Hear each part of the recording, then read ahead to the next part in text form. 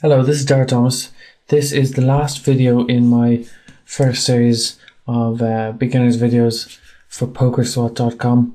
In this video, I'm going to be talking about bluffing, which is obviously a huge part of almost any form of poker, none more so than no six-handed, no limit hold'em. Each one of these videos will have an article to go along with it, so it's a good idea to read the article as well as watch the video. There's a number of things I'm going to go through in today's video. I'm just going to post here to get involved in the action as quick as possible. We're going to go through different types of bluffs. We're going to talk about when when is a good spot to bluff, when is a bad spot to bluff, what type of conditions you need to be present, that type of thing. And we're also going to talk about I have two kind of categories of bluffing and the different characteristics that they have. I'm just going to fold here. I'm playing two tables of 5 cents, 10 cents, no limit hold'em. On the right is a normal table. On the left is actually a deep table where you can buy in for twice the normal. So I've got 200 big blinds. I decided to go for one of those tables just because it might give me more opportunities to make bluffs. The deeper you are, the more bluffs you can make, because the more room to maneuver you have. The less chips you have, the less bluffs you can make. If you think about a normal tournament scenario, it's difficult to bluff someone because, by the time, once you raise someone, you're all in. It doesn't give you an opportunity to get people off a hand. If you want somebody to fold a hand, you usually have to give them ample opportunity to do so. So here, I'm just going to fold. It's a weak hand. It's not the type of hand I want to call raises with out of position. Let's have a look here. Okay, so when thinking about whether to bluff someone or not, there's a number of things you want to think about first. First of all, what type of player are they? Are they capable of folding? Second, what type of hand they have. What type of hand do you think you have? Are you in a circumstance where they are likely to have a weak hand or a strong hand? Because obviously you don't want to be bluffing people whose hands are very strong. And you should also think about your own image. Have you been caught in many bluffs before, or have you been very aggressive recently? Here on the right, I'm just going to fold. It's a pretty weak hand to a min raise. For a suited, I'd call. Here on the left, I'm fairly sure that I have the best hand. I'm betting here to protect my hand, also to get value from worse hands. If he was to raise me here, I'd put him on a 10 and just fold. Yeah, so I'm pretty sure he has a 10. Okay.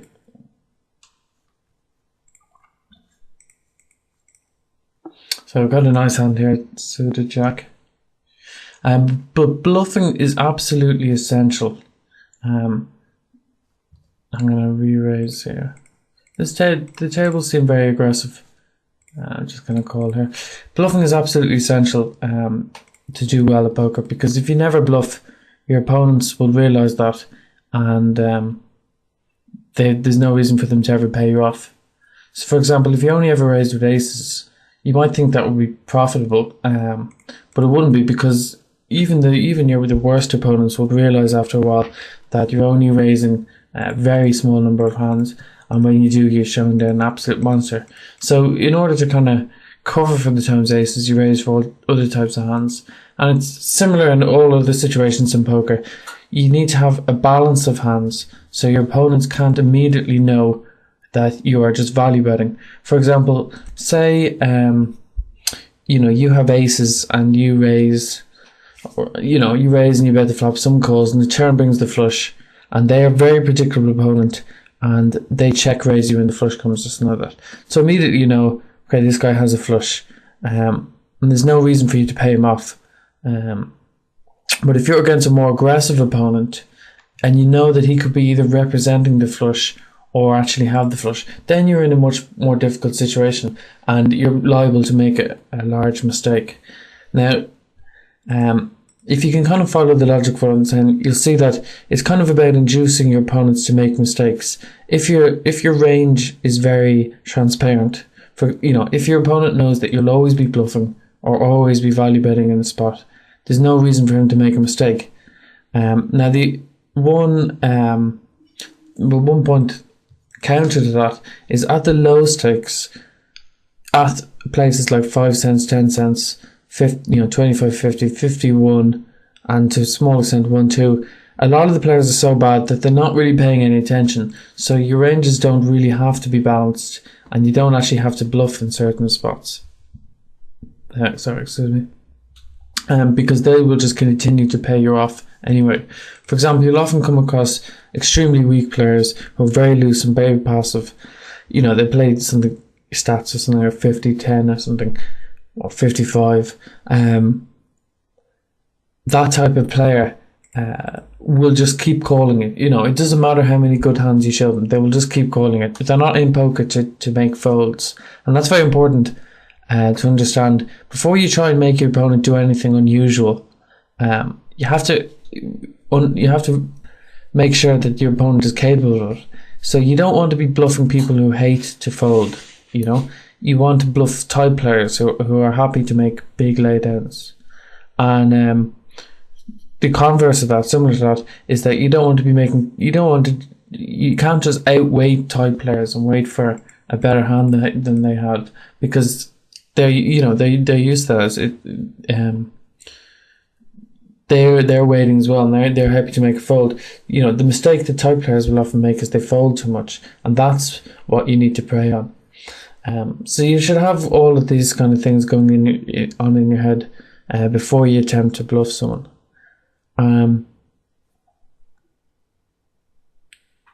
Okay, so this hand's a little bit stronger. I'm going to call 10 cents. Check to allow him to bluff me. Alright, he does. I was probably going to lead this turn anyway, but my hand's got a lot stronger now. And I don't think he's going to bluff me again. And also, a player like that, I think from his bet sizing, he's going to bet very weakly, whereas I want, a reasonable amount of money to go in there in case he's got king, queen, or ace, jack, or any of those hands in which I want to put money in now when I have the best hand.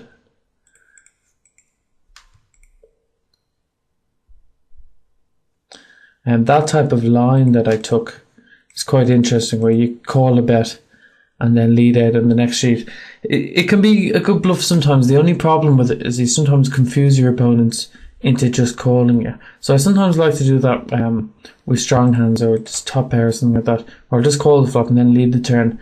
And I find, especially into the pre-flop raiser, now he didn't do it, but a lot of times they get confused. They don't know what to do because they weren't expecting you to do that, and they just call, even if the call makes no sense at all. They just have a rubbish hand. So it's a good way of confusing people. But if you want to bluff them, you usually have to bet. You have to be prepared to bet the river as well. So, and that's one of the big things about bluffing. Before we go into that, I'll just talk about the kind of categories of bluffs. Now, I liked, when I was discussing with my students, I like to put bluffs into two very separate categories. You've got small bluffs and big bluffs. Now, a small bluff is you're just kind of testing the water, seeing if anybody has a hand. A lot of times in poker, or a lot of times in Holdem, no one will have anything strong. It's sometimes difficult to make a hand in Holdem. If you compare it to Omaha or something like that. A lot of times no one will have a pair, nobody will have a draw. So in those type of spots where no one really has a hand, the first person to take any aggressive action will usually win the pot. So let's just check here, Queen 10. So they're the type of small bluffs. They're not even really bluffs. You're not trying to make anybody fold anything, except for maybe ace high or a tiny pair or something like that. You're just seeing if anybody has a hand at all. They would typically be, you raise pre-flop and you bet into one or two players. Whilst you might be technically bluffing there, it's not really a big bluff, and it's not something you don't need to think too deeply about it. Also, like say a limped pot, one or two players limped in, and you just bet out with nothing. They're all good bluffs, and it's kind of, very profitable bluffs, because you're just firing one bet. There's a very good chance no one has anything. And if no one has anything, they'll probably just fold. Now, when you get to the higher stakes, 1, 2, 2, 4, 3, 6 and up, players aren't quite so happy to just give up those pots. But certainly at 51 and 1, 2 and below, if a player doesn't connect with the pot or the flop, they'll often just fold. I'm going to call this slightly bigger than normal raise with fives. Unfortunately, I don't hit a 5 and there's an ace on the board. Okay, here, so I'll be 50-50 by betting here on the left. But I think they'll play quite honestly. I was hoping for a queen there. When he calls me on that board, I would assume he has a king or a 10. He could possibly have jack queen. I beat jack queen, but everything else beats me. I have no specific reason to think that he is going to bluff me here, so I'm definitely not going to call. And I wouldn't be surprised at all if he had a king. So I'm just going to fold.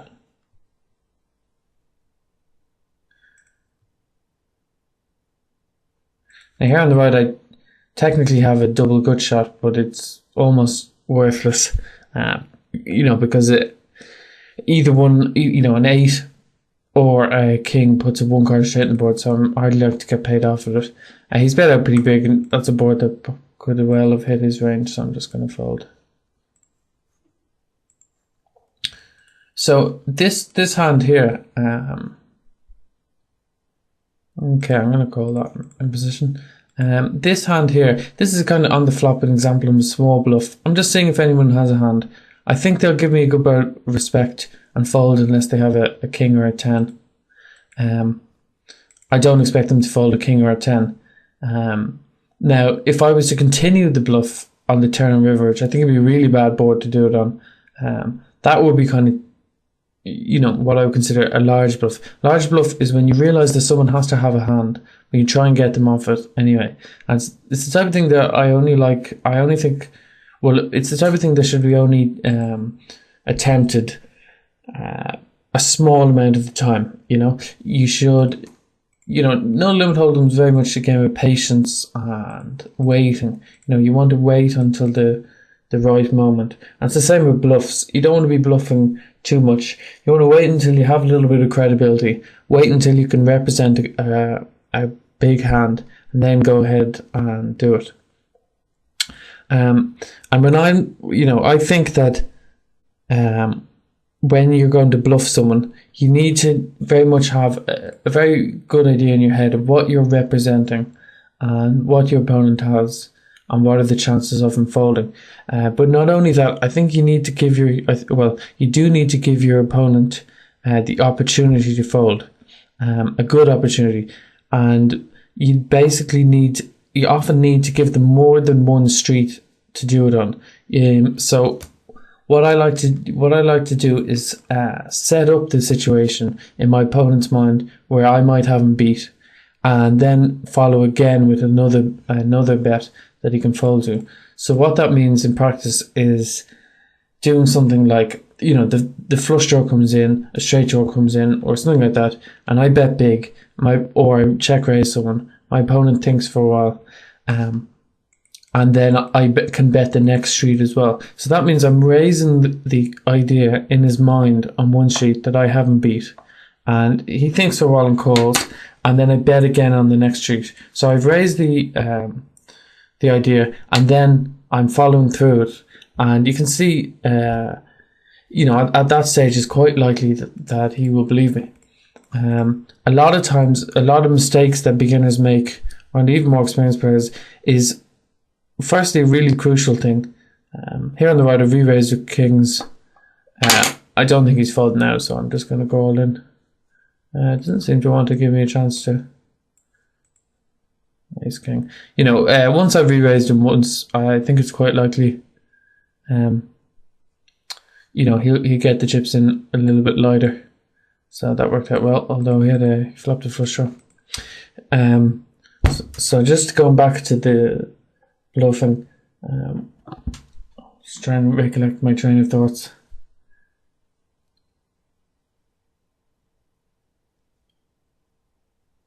No, I can't remember exactly where I'd gotten to.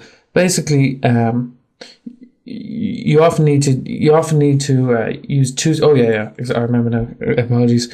A lot of beginners, they make a very simple mistake of making bluffs when they don't have enough chips to do it. You usually need to be reasonably deep to make any type of bluff work, because once an opponent has put most of it, say your opponent has put a third or half of his chips in, then is not the time to bluff them. They've already put in so many chips that even if they think they're beaten, they'll usually just call off the rest to kind of see. And in a way they're right, because you know they're getting such good odds that you don't, you know, you need to have a real hand so much that it's a profitable call on their part. The best times to bluff someone are when, you know, they put in a bit of money, so there's something for you to win, but they still have a lot of money to go in, you know. And similar to that, you never want to, you know, you don't want to bluff people. If you don't have enough chips to really put them to the test, and that usually means they have to have chips behind, not just the ones you're betting. You know, for example, you know, say the pot's $100 on the turn, and you have $100 left. Yeah, that's not a perfect betting or bluffing opportunity. You know, what would be really good is there's $100 in the pot and you have $400 behind. So what you can do then is bet $80 or $90 on the turn. Now you're bluffing $80 or $90. It's costing you $80 or $90 to make that bluff, assuming you have nothing and you're going to fold if it goes all in. But from your opponent's perspective, you're not really just betting $80 or $90, because if he calls that bet, you could easily push in the rest of your 300 on the river. It would make perfect sense for you if you have the hand you're representing. So he's in a situation where he knows he has to call off this $80, but he also knows that if he calls that, he could well be faced with another $300 bet on the river or something similar. And you know, what I'm trying to get across to here is, like, for effective bluffs, to make the most of them, they should be multi-street. Because that's what is the most scary to your opponent. Say, for example, you have pocket fives or pocket sixes, and some aggressive guy raises pre-flop or makes a pretty big raise. You know, if you could just call all in there, you know, you'd be more than happy to. You know, he's an aggressive player. For example, here with the sevens, I wouldn't even think about this. I would just instantly call the sevens. I don't need to put them on a range. I know I've got a pretty good hand, and I can just get to a showdown now. Ignoring Pinoy for a sec. I'm going to have a 3-bet. I'm going to raise here and just get a heads up. It's an easy call, and I don't need to think about it. In fact, I'm just going to put them all in. So if I make it 350, I'm committed anyway. So I just want to make sure he folds. You know, so anytime you can get to a showdown real quick, it's very easy to call and just see if somebody's bluffing. You know, there's a lot of times in poker you get re-raised with tens or jacks, maybe even queens, and you know your opponent's pretty good, pretty aggressive. If you could just call off whatever he raised you would call instantly, because you know it's a profitable call and he's loose enough that it's going to be profitable. However, it's not profitable when you're deep, because you know he's could well have you beat, and if you call that, you might be forced off to call the rest of your chips. So he's using the rest of his stack and your stack as leverage to get you off your hand. Here on the left, I raise pre-flop at fours, bet the flop. I'm just trying to consider, is there much value here in betting? And if I knew the player more, I might consider betting here. I'm just going to check.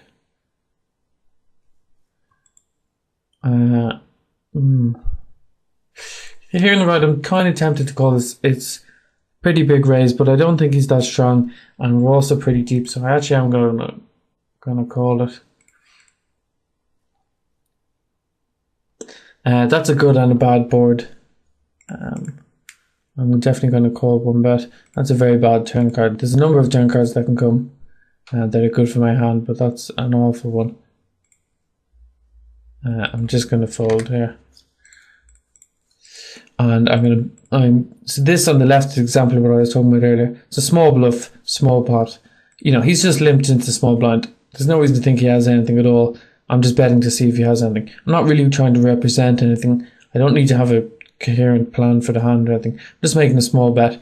If he calls that bet, I'll probably just shut down. And as you know, the thing about the key skill to bluffing, if there is one, is knowing how much is enough, how far it is profitable to take a bluff. For example, a lot of bluffs. This is a good example of one. A lot of bluffs start off pre-flop. So pre-flop I was raising. I wasn't really bluffing pre-flop. You know, because he posted and I raised. Kind of a bluff, but not really. Then on the flop, I'm just having a small bet out to see if he has a hand or not. Now, once he calls that bet, I think his range is now quite reasonably tight, and it probably has a queen or an 8 or a flush draw. And I don't think that a bet on the turn is going to be profitable. I've no reason to think that he's floating me or anything like that. So I felt in that case a bluff on the flop was profitable, but not on the turn. And it's about knowing how far to go. And a lot of the times you don't actually have to go the full distance. Usually you can get to a certain stage and give up, and especially because you've raised the possibility of a huge bet on a later street. So you often don't actually need to make it, because if you've gotten that far, they probably are planning to call you. There's a number of things you want to think about, but often you need to think about how their hand ranges change over the streets. So you make a bluff pre-flop and they call it, and that's fine. The flop comes up, whatever, and you bet. And they call. Now, when they call a bet on the flop, that's when their hand range changes the most, because it goes from being very wide to all of a sudden they probably have something to do with that flop, and it's probably reasonably good. So that's when their hand range tightens up the most. So if you think about in the kind of universal terms, when you bet the flop, the range is very big and it contains a lot of things that cannot possibly call a bet. Once they call a bet on the flop, their hand range is much tighter. So that's why continuation betting is so profitable, assuming the players don't play back at you. But turn continuation betting isn't so profitable because their ranges have got much tighter and there's so much more of a chance they're going to call you. Now, you should still bluff on the turn quite a bit, but nowhere near as much as on the flop. For example, I'd continuation bet on the flop probably 80 or 90%, something like that. Actually, I would increase that if I don't actually have any type of hand. If I can't win a showdown, I'm pretty much always going to bet heads up or two ways. Whereas on the turn, their hand range is much stronger, so I'm not going to bluff them so much because they much more of the time they're going to have a hand that can call me. And then the same goes for the river. As I just said, you need to track their hand ranges and how strong or weak it is, and also what they think of your hand range. So, you know, a lot of times you get a situation where you raise with whatever, and the flop comes up very dry, very safe. Say it's ace 5 7 rainbow, and you bet and they call, and you think, okay, fair enough. I think these guys might be a bit weak. He might be just floating. He might just be calling with eights or something. So you bet the turn, and he calls again, and nothing changes on the river, and he checks down the river. So now you can be fairly sure he has an ace. There isn't much else for him to have. He might be slow playing a set, but if nothing has changed, and he's called a big bet pre-flop, he's called a bet on the flop, and he's called a big bet on the turn, there is no reason at all to think he's going to fold the river. So I think the river there would be a bad bluff. You've made your attempts, and he's gone with you.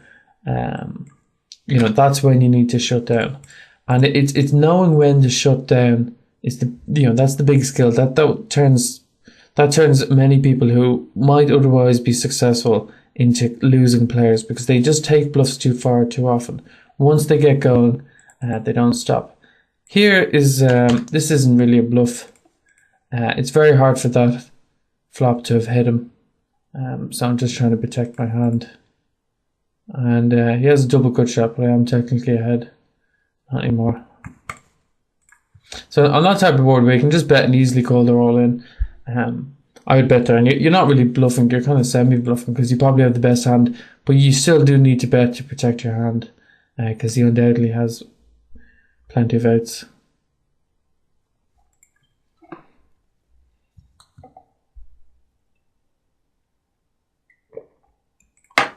So that I'm a winner, baby. I'm just checking, has he been at the table the whole time?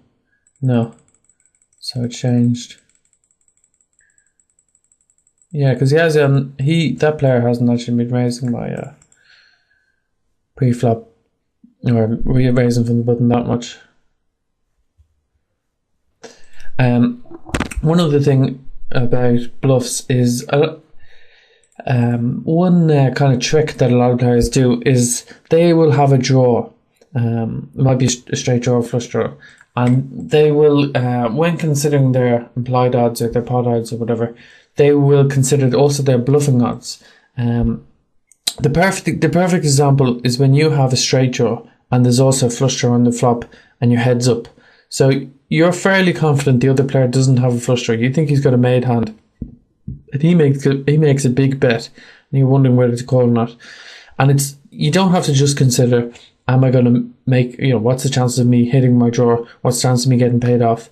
If the player is capable of folding, then you might want to factor in the possibility of what's the chance of the flush coming in and me being able to represent that. A flush draw at lower stakes is the one draw that you can very capably represent. It's very obvious when the flush comes in, and players at lower stakes are usually terrified about flush draws, way more than they should be.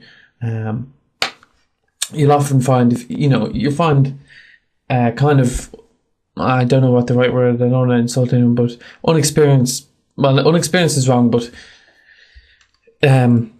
unsophisticated players will often say, I raised pre-flop with aces, the board came up with two spades, and I bet hugely in case the other player had a flush draw, things like that. You don't need to there's no reason to think someone has a flush draw based on no information at all. If you bet the flop and they call you and there's a flush draw there, then you can assign a flush draw to their range, but otherwise you don't need to.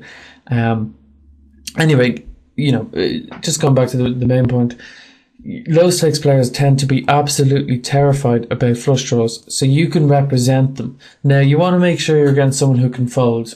Some players just cannot fold a big hand, top pair or flush draw, or an overpair or anything like that. So it's not a good idea to try and use the flush draws as bluffing out against them, obviously. But otherwise, against other players, it can make your draw very profitable because you have a kind of somewhat disguised hand where you probably won't get paid off if you hit your straight, but you've got a good chance of hitting your straight, approximately 1 in 3, and you also have a good chance of the flush coming in and getting your opponent off the hand that way as well. So it can be a profitable spot for you. So okay, here on the right I'd be fairly sure of the best hand. Here on the left we're very deep, so I'm definitely going to call this 10 cents. On the right I'm going to check call a bet. It just folds. I think I've got the best hand, but I don't think he'll call me with anything. He'll probably call with ace high. He limited 7 king offsuit.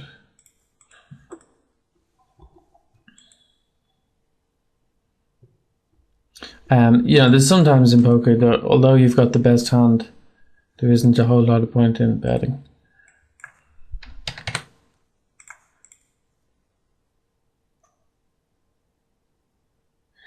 This is the type of flop on the left. You don't really want to put a lot of chips into this pot. The 2 is kind of an innocuous card, but if someone starts raising you at the lower stakes, a predictable player starts raising you there, probably will have the 2. They might have the flush draw as well. They might have instead. They might have the flush draw, but it's not a disaster if you fold your hand.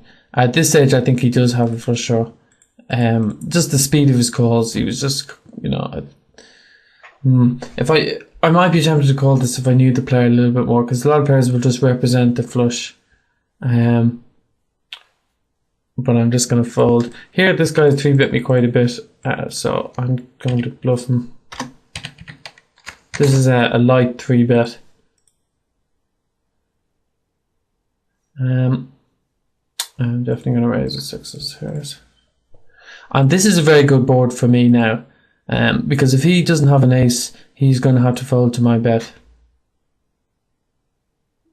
on the right.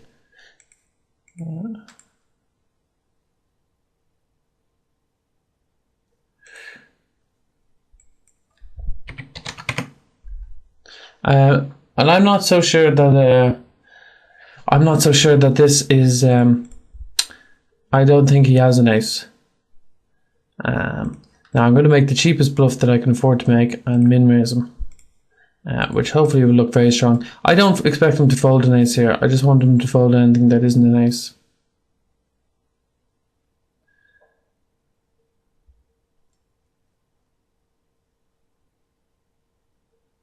I don't expect him to bet out with an ace there. Okay, so once he's called that, there's no way. I don't think he's going to fold anything. I don't think he's going to fold for his last $6 into a $20 pot.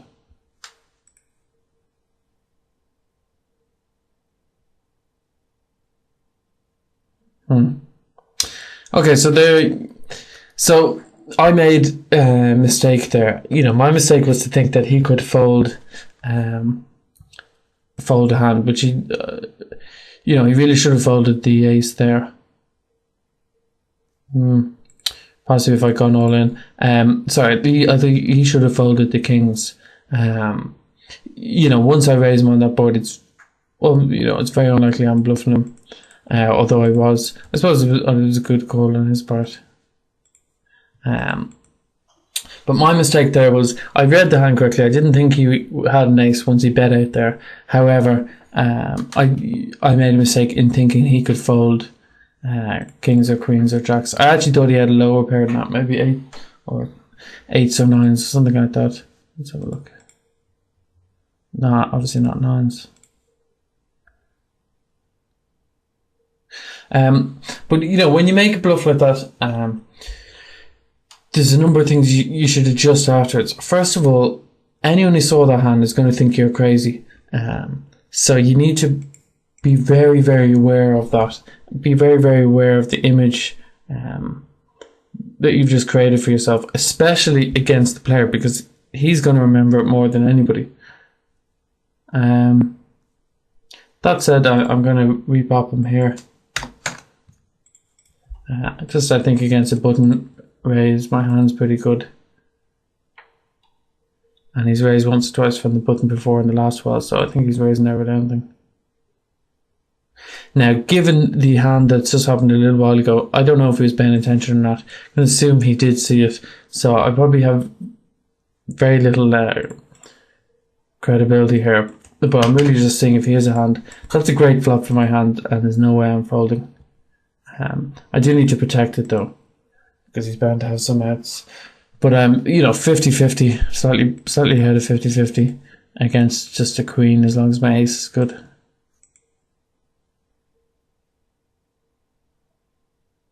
Yeah, so just once you make a bluff like that, the important thing is, first of all, don't tilt. You made a bluff, you had your reasons for bluffing. In that case, I thought I could get him off any hand that wasn't an ace, and I didn't think he would bet out like that with an ace. I think he was betting out to kind of put, I don't know how to explain it. He was betting out to protect his hand, kind of, to stop me bluffing him. Perhaps if I just shoved all in, he would have folded. We'll never know. So I had a good reason to make the bluff. I was mistaken in my thinking to a certain extent.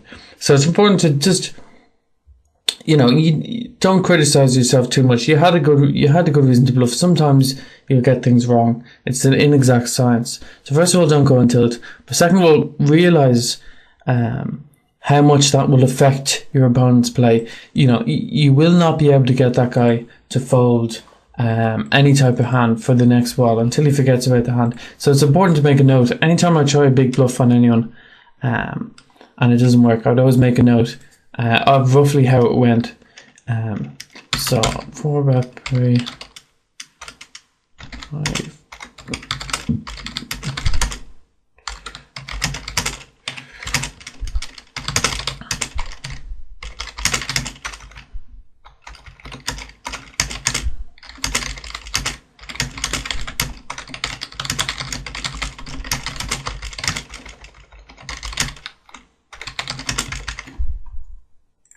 Okay, so you know, it's those type of notes, because a lot of times you'll forget all about that bluff, but you could sit down and be playing at the same time as the next day. So it's important just to remember what your image is like, and do not try and bluff a low stakes player like that again, having bluffed him once. It just won't work. You may well get paid off much larger than otherwise, though. Now against a better player, if he thinks you're good as well, sometimes the perfect time to bluff someone is just after you've bluffed them, because they think you won't be doing it again. But you know, that's not the type of thing that's going to happen at low stakes. Here I'll be fairly sure I've got the best hand. There isn't that much point in betting though.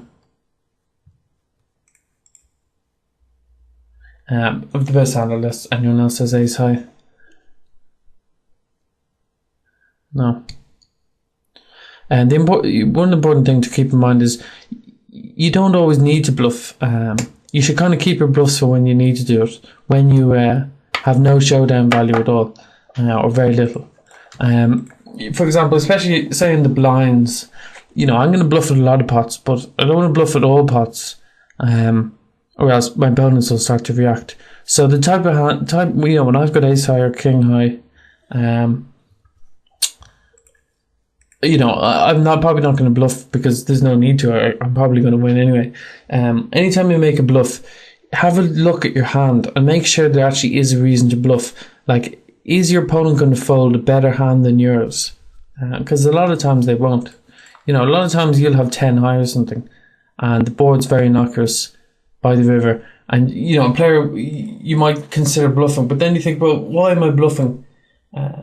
Now, maybe you could get jack or queen high to fold. Are you going to get ace or king high to fold? Probably not, you know. So if you have 9 high or something, then a bluff is kind of reasonable because you want to get 10 jack queen high to fold. But if you've got king high, and there's been no action whatsoever, there's usually no point in bluffing at all.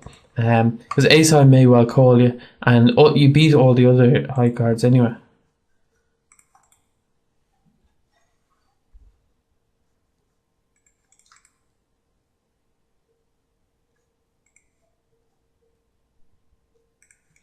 So, nothing going on here at the moment.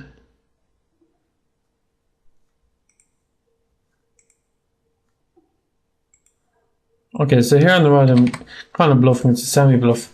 I have a 10 high flush draw and a gut shot. The problem with betting here is that I'm in kind of, if a club comes, I'm in a strange situation. If a high club comes, if a queen or ace came, I would definitely bet the river for value. I probably will bet the river for value anyway, because there's only, let's see, I'm definitely going to call there without a raise here. Yeah, so there's only 2 cards that beat me, only 2 high club cards that beat me. So I definitely bet for value on that river and fold if I was raised, if another club came. Here, this is not a good spot to bluff, and there's a particular reason why. The Isle of Capri bet, raised pre-flop, and these players called them. So it's very, very likely that because players tend to check to the pre-flop raiser, that they've checked a king or a jack to them. So I've no reason to suspect that either of these 2 players don't have a king or jack. Either of them could have a king or a jack. I think it's very likely they do have. I think it's very likely Bowler race, whatever his name is, has either a king or a jack. And certainly now with the min raise, I'm just going to throw it away. This is a very strange play by Isle of Capri. The min raise there. It probably is a show of strength. Or it could be a very strange player trying to get to a showdown. It's one of those two.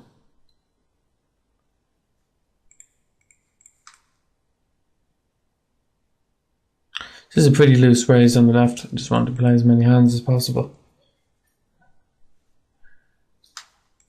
I'm just going to fold there.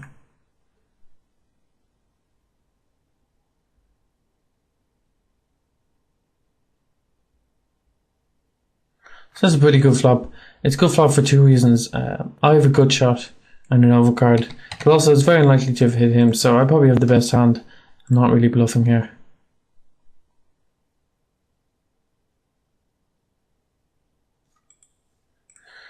So this is a strange situation.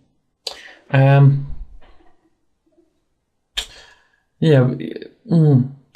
well, I'm going to call this bet. There's a chance I've got the best hand.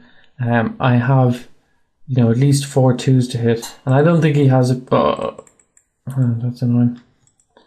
I was planning to call that. I don't think he has a strong hand there. I think he's just check raising a board that doesn't look like it's hit my range. And what I will do as well is see how he reacts to the next cards and maybe get him to try and fold something. See what happens on the turn and river. The fact I do have some equity, I really don't think he's check raising pocket fives there. So I'm pretty sure he doesn't have a full house, and I think it's very unlikely he's got a 4.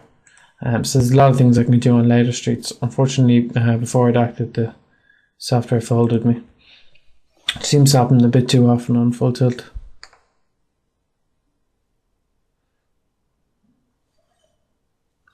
So here we've got ace king.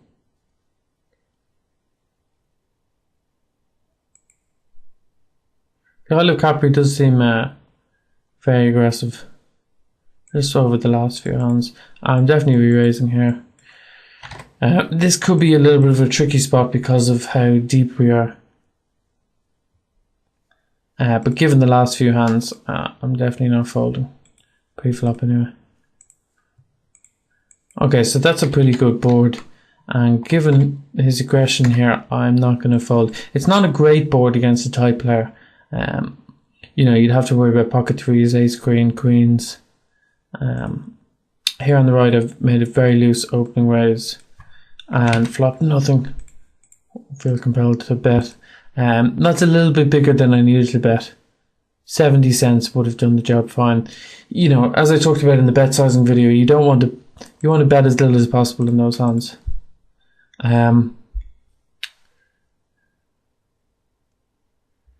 Okay, so here I'm thinking, how strong is he?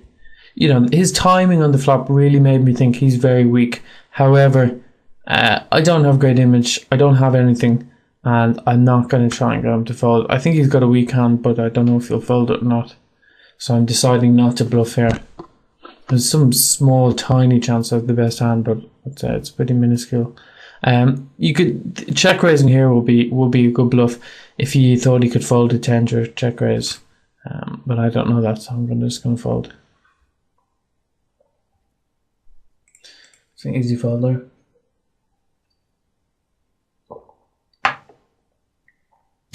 So we're just coming to the end of the video. I'll just try and recap.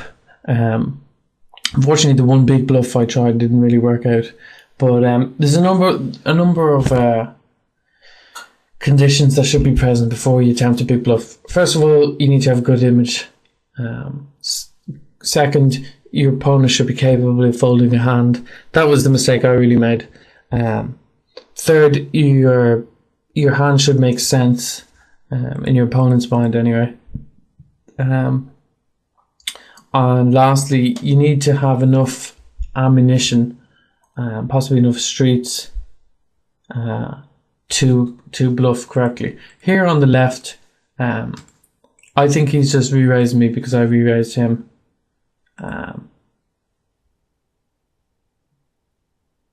So I'm actually going to I'm going to play this hand. I think that I think he's very likely to bluff me. So I'm betting here, hoping that he raises me and we can get it all in. I think he's an aggressive loose player who may be annoyed at me. So I think that's a very good flop for my hand, and I'm trying to get him to commit all his chips. I think at this stage, he could well check raise me all in with just 2 overcards. Unfortunately, just folds. And hitting a 9 like that is great for my hand, because if somehow pre-flop he wasn't, if somehow pre-flop he had ace king or ace queen, which is possible, I have him dominated now, where unless he hits a king or a queen, he can't win. If he hits an ace, it's great because I'll have 2 pair and he'll just have 1 pair, and he'll probably want to put all his chips into the pot. Okay, so I'll just sit out now. I'll play one last hand here. No. Okay, so that's kind of talking about bluffing. And just to repeat again, you often need to bet on more than one street if you want somebody to fold a big hand. And then you want to be making small bluffs as often as you can. They're the type of bluffs that are very profitable. They're very easy to make. A lot of times you're just testing the water, seeing if anyone has a hand. That's the type of thing that you want to keep up a high level of doing, and it will vastly increase your win rate. Okay, so I hope you found this video useful, and this is Jared Thomas signing out.